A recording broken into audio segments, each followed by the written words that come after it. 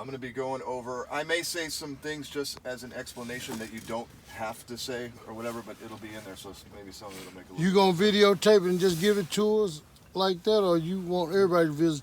Everybody. If you've got an iPhone, you can airdrop it, or if you've got I got an an Android. you can send it with the nearby, I think is Y'all what it guys is. gotta send it to me because I can't see. Y'all can see better. All right, whenever you guys are ready, let me know. I've been started already since you've been talking. I'm ready already. All right, so the first thing you're going to do is put on your seatbelt, because we do not start our motor without putting the seatbelt on. And then we describe the seatbelt. It is securely mounted, not worn, torn, or frayed. There's no cuts, and it's securely mounted in 3 places: over my shoulder, down here by my hip, and at the latch where it latches and unlatches freely. Then we're going to do a safe start, because we want to get this motor running as soon as possible for 2 reasons. One is we need that air pressure to build up for later on when we're doing the 4-step brake test. Number 2, we're going to be doing these what they call demos, which is where we're going to show some of this stuff works, right?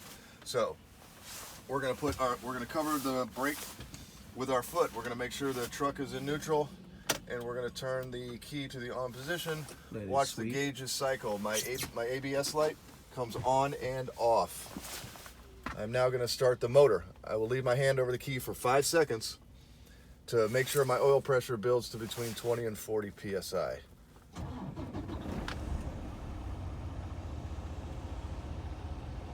there it goes, 3 1000, 4 1000, 5 1000. Now if my oil pressure did not build between 20 and 40 psi, I would shut the motor off immediately to avoid engine damage.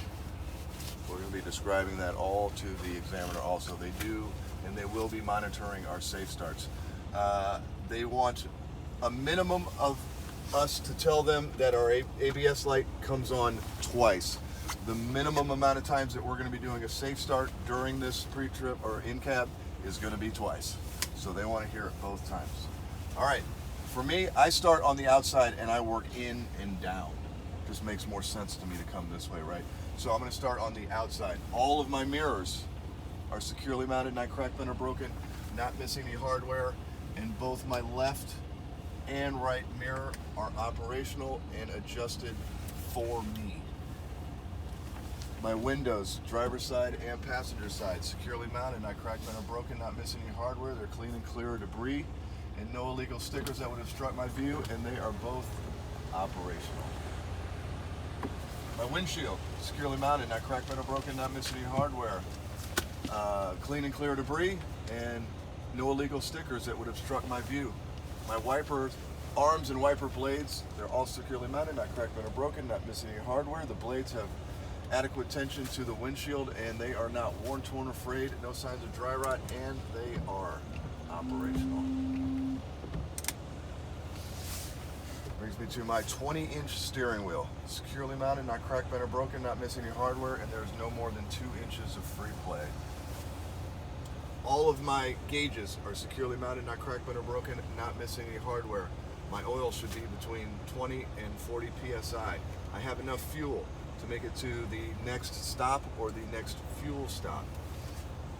My air pressure is between 120 and 140, and my water temperature is between 170 and 210 degrees, and then my voltmeter is between 12 and 14 volts. My city horn and my air horn both work. I need one to remain in operation, or one to be operating to stay in service. I've got my left turn indicator, my right turn indicator, my low beam indicator, which is that green light, and then my high beam indicator, and my 4-way flashers or 4-way indicator lights. They are all working. You noticed that I said indicators, right? On the outside of the truck, they're going to be turn signals. When you're in the truck, they're going to be indicators. All right, now that brings us over to my heat and defrost. Just go ahead and crank that all the way over there, go all the way over there, and then I put it right there in that split. And then we got to show them that both the defrost fan and the heater fan both work. All right, what do we got left? Let's see. Window.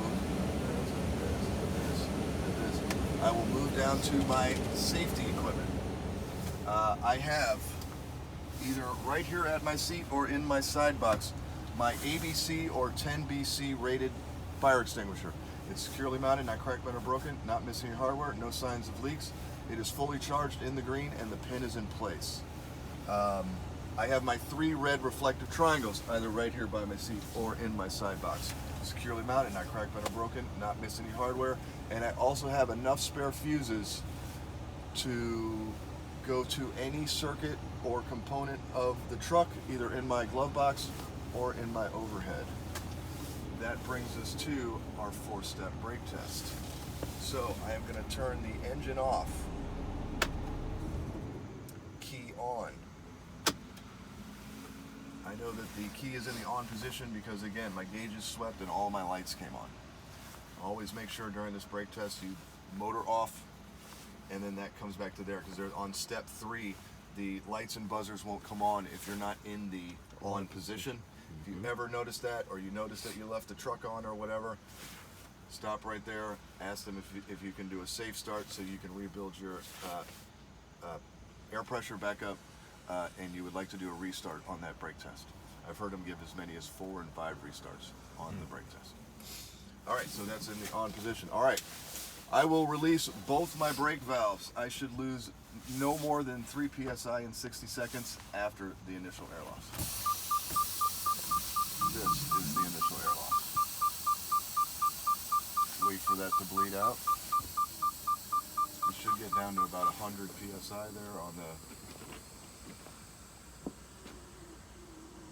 there. Once it bleeds out, examiner, please time me. This is where they'll say okay or all right or whatever. That is just them acknowledging that your request for time. The time will start. There's even one lady that says, this isn't my test, you count. So be kind of prepared to go like 1, 1002, 1003, 1004, 1005, 1000, all the way up to 60. So you get up to 60 there at the full minute, then you will go to step 2. I will apply 90 pounds of pressure to my brake pedal and hold it. I will not lose more than 4 psi in 60 seconds after the initial air loss. If I don't have an air application gauge, I will press the pedal all the way to the floor and hold it. Then push it all the way down to the floor. Examiner, please time me. Now they'll know if you're cheating, because the sound that comes off of these brakes when you release this brake pedal out of here, it's different from when you're all the way down to the floor and when you're just kind of pressing on it, right? Mm-hmm. So they can hear if you've been cheating. Just hold that pedal down there. Again, they'll say okay. 99 out of 100 of them will time you, and then at the end of it they'll say time or time's up or whatever. So you just hold it all the way down. Hold it all the way down here to the floor for the full minute until it's over. If you come up off of it early, it's an auto fail. Okay. So in a world where it's been a minute, come up off the brake. All right, step 3. I will fan my brakes to around 60 psi. They want to hear around because on some trucks it's like 62, sometimes it's 58, 57, 61, whatever. So it's around 60 psi. When both my low air warning indicators should come on, a red light and a buzzer indicating low air pressure. And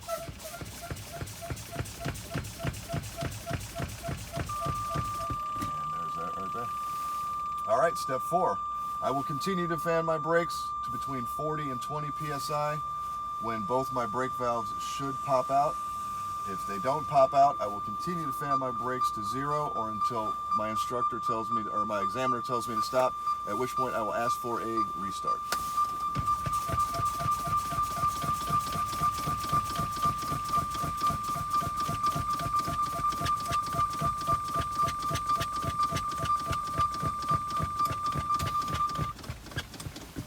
And there they go. Both of them came out, so that was a successful brake test. I'm now going to perform another safe start to rebuild my air pressure so that we can perform the pull test or tug test. Again, I'll have my foot over the brake or covering the brake. Make sure it's still in neutral. Key to the on position. I will keep my hand over the key for 5 seconds after I start it. Make sure my air pressure builds between 20 and 40 psi. If it does not, I will turn the engine off immediately to avoid engine damage. 3 1000, 4 1000, 5 1000. All right.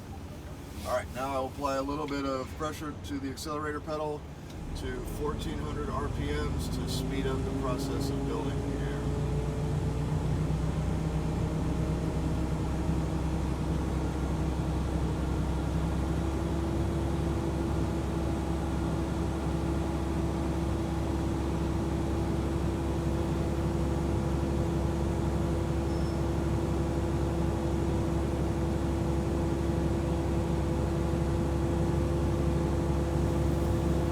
Imagine how long this takes when you don't have that accelerator pedal there.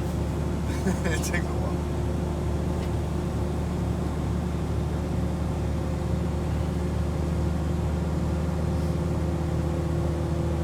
Oh, also at this point, you would ask the examiner, when you're doing your lights, or when you're, so there's two times when you're going to be asking, or two potential times you're going to ask them to check your lights on the outside of your truck.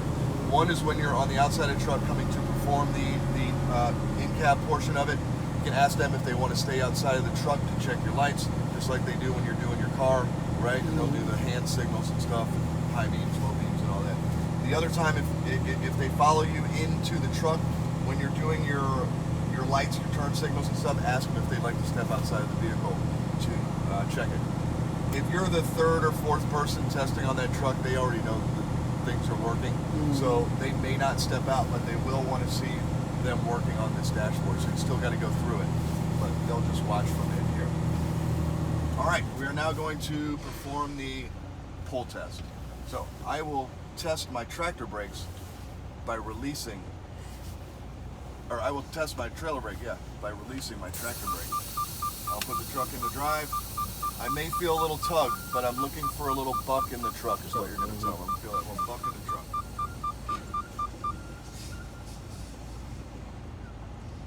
There's that little tug. There's that little tug. And then there it is, that little lift in the truck. Okay. That's it. I will now test my tractor brakes by releasing my trailer brakes. Again, same thing. Put the truck in the drive. I may feel a little tug, but I'm looking for a little buck in the truck.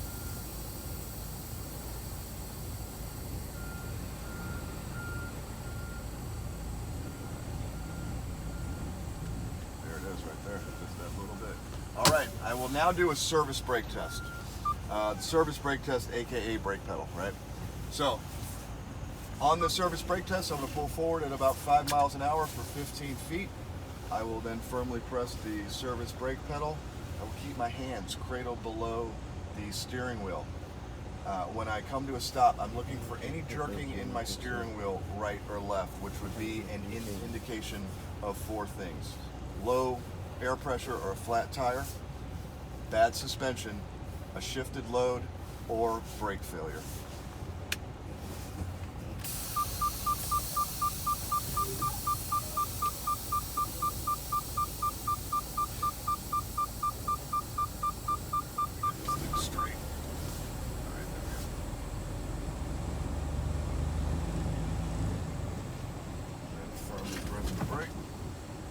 Now this is where you tell them what you didn't see. I didn't see any jerking in that steering wheel, so that was a successful service brake test. Now, at this point, what I've been having you guys do and been training you guys to do, since that's the last thing you're going to do on the entire pre-trip is the service brake test. Take a minute after that. Think about everything that has happened right on the outside of the truck, on the in-cab. If there's anything that you remembered that you missed on the outside of this truck, as long as you ask them to come out with you and take them back to it and describe it, it still counts. Okay. It still counts because you haven't asked to go on to do your basic skills in the yard. They will allow you to go through your full. So if you don't get enough points before the in-cab, they'll stop the pre-trip. If you're going to the in-cab, that is a good sign that you're doing well, right? Because you're going to the in-cab. They will allow you to run all the way through your four-step brake test, because at any point during that four-step brake test, you can ask for a restart, right? So at this point, also after your brake test down here, your service brake test, take a second, think about the four-step brake test. If anything in your gut is telling you that you missed a number or a phrase on there or whatever, you just did your brake test or your service brake test. So your air pressure is already built back up. This is a prime opportunity to ask for a restart on that brake test before you ask to move on to the basic skills in the yard. Like I said, I've heard them give as many as 4 and 5 restarts on that brake test. You know, they want you guys to pass, right? I know there's the horror stories that come back there, but don't believe everything you hear. You know how word on the street is. Don't believe anything you hear and half of what you see. Yeah, that's So that is basically the full Incab, right? And we'll put this, and then we are gonna go over there and we're gonna start on the alley dog. Hey, there's that guy.